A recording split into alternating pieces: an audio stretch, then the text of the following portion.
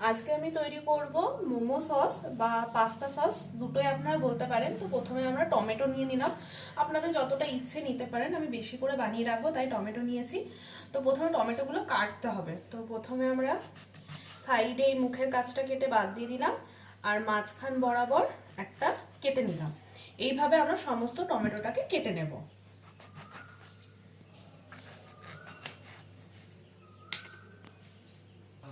এই যে সমস্ত টমেটো আমাদের কাটা হয়ে গেছে, এবার এগুলোকে সেদ্ধ করতে হবে। তো আমি এখানে গ্যাসটাকে অন করে নিলাম, জলটা গরম হচ্ছে, এর মধ্যে আমি টমেটোগুলো দেব। এই যে আমি গ্যাস জ্বালিয়ে নিয়েছি আর জল গরম হতে দিয়েছি। এর মধ্যে একে একে যা টমেটো ছিল সব টমেটোগুলো আমরা এর মধ্যে দিয়ে দেবো, কারণ টমেটোগুলোকে সিদ্ধ করতে হবে। তাহলে সিদ্ধ করে নিই, তারপরে প্রসেসটা আপনাদের দেখাতে থাকছি। টমেটোগুলো সেদ্ধ করা হয়ে গেছে, এবারে মিক্সিং গ্রাইন্ডারে মিক্স করতে হবে। তো তার জন্য প্রথমেই টমেটোর যে খোসাগুলো আছে সিদ্ধ হয়ে গেছে অলরেডি, এগুলোকে আমরা সুন্দর করে ছাড়িয়ে নেব। এইভাবে টানলেই দেখবেন চলে আসছে, খোসাগুলো উঠে চলে আসছে। এইভাবে খোসাগুলো ওঠাবো,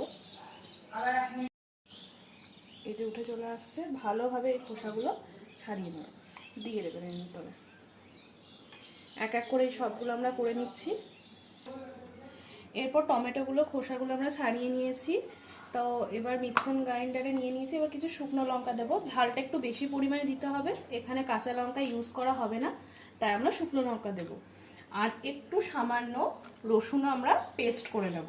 এবার এই তিনটে উপকরণকে আমরা ভালো করে পেস্ট করে নিই। আর আমাদের লাগবে হচ্ছে রসুন। তো আমি রসুনগুলো কুচি করে নেব। অলরেডি এখানে কিছু করেছি, পরিমাণটা কম হয়ে গেছিলো তাই আবার করে নিচ্ছি। রসুনটা কিন্তু এখানে একটু বেশি পরিমাণে লাগবে, কারণ রসুনটাই মেন। যত রসুনটা একটু বেশি হবে খেতে ততটাই সুন্দর হবে। তাহলে আমরা গ্রেট করে নিচ্ছি ছোটো ছোটো করে।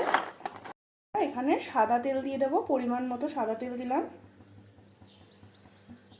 তেল গরম হয়ে উঠছে, যে যখনই তেলটা গরম হয়ে যাবে এর মধ্যে আমরা দেব রসুন ফোড়ন।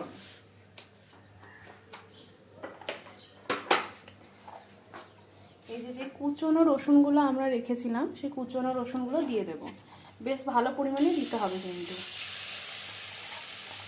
গোটাটা ঢেলে দেব। গ্যাসের ফ্লেমটা এবার কিন্তু আস্তে করে দেব। এবার এটাকে ভালো করে ভেজে ভেজে নেব। একটু লাল লাল যতক্ষণ না হচ্ছে ততক্ষণ পর্যন্ত এটাকে ভাজবো।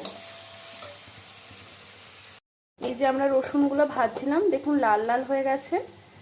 এই হালকা যেই লাল লাল হয়ে যাবে তারপরে আমরা কি করব, যে টমেটোর পেস্টটা, যে শুকনো লঙ্কা রসুন দিয়ে যে টমেটোর পেস্টটা বানিয়েছিলাম সেটা কড়াইয়ের মধ্যে ঢেলে দিতে হবে। তো আমরা এটাকে ঢেলে দেবো এবার।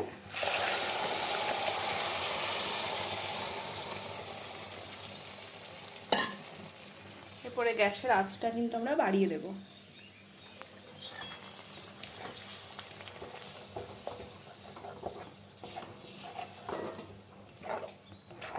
এবার এটা ততক্ষণ পর্যন্ত জাল দেব যতক্ষণ না এটা শুকিয়ে আসছে। যে পাতলা ভাবটা এটা থাকবে না, এটা গাঢ় ভাব হয়ে যাবে। একটু শুকিয়ে নিই আমরা। এবার আমরা পরিমাণ মতো লবণ দিয়ে দেব।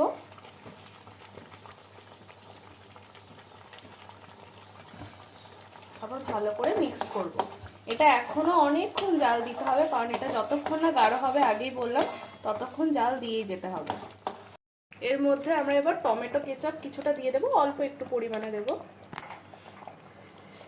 আর দেব হচ্ছে সয়া সস, 2 ঢাকনা মতো আমরা সয়া সস এখানে দিয়ে দেবো। টমেটো কুচি তো লাগবে না। এবার আমরা একটু গোলমরিচের গুঁড়ো 1 চা চামচ মতো দিয়ে দেব। এরপরে একটু সামান্য পরিমাণে একটু চিনি আমরা ছড়িয়ে দেব। আর কিছু মশলাপাতি এর মধ্যে আর লাগবে না। এবার এটাকে ভালো করে ফোটাতে থাকবো, একদম গাঢ় একটা সসে নিয়ে আসতে হবে। এবার এটা হালকা আঁচে দিয়ে দিয়েছি, এবার এটা হতে থাকুক। এই যে সসটা 15 মিনিট ধরে ভালো করে জাল দিয়ে নিলাম। দেখুন অতটা টমেটোতে এটুকু মাত্র সস তৈরি হলো। দেখতে ঠিক এরকম হয়েছে, একদম লাল, একদম ঝাল ঝাল ধরনের আমাদের মোমোর সস রেডি, বা পাস্তা সস যাই বলবেন সেটা রেডি হয়ে গেছে। সত্যি দেখতে খুব সুন্দর হয়েছে। আপনারা একবার প্লিজ টেস্ট করে জানাবেন কেমন হয়েছে। আর সত্যি বলছি খুব সুন্দর হয় এটা খেতে। আর যদি একটু টেস্ট করে দেখবেন ঝালের পরিমাণ কম থাকলে একটু শুকনো লঙ্কা দিয়ে দেবেন, গুঁড়ো শুকনো লঙ্কার গুঁড়োটা দিয়ে দেবেন, হয়ে যাবে মোমো বা পাস্তার সস। বয়ামে ভরে নিয়েছি, এবার এটা স্টোর করে অনেক দিন ধরে রেখে দেবো। চাউমিন করব, পাস্তা করব বা মোমো যা দিয়ে হবে তখন এই সসটাকে দিয়ে আমরা খাবো। এবার আমরা এটাকে ফ্রিজে ভরে দেবো। তো আজকে হয়ে গেল এইভাবে আমরা মোমোর চাটনি বা পাস্তা সস বানিয়ে ফেলেছি।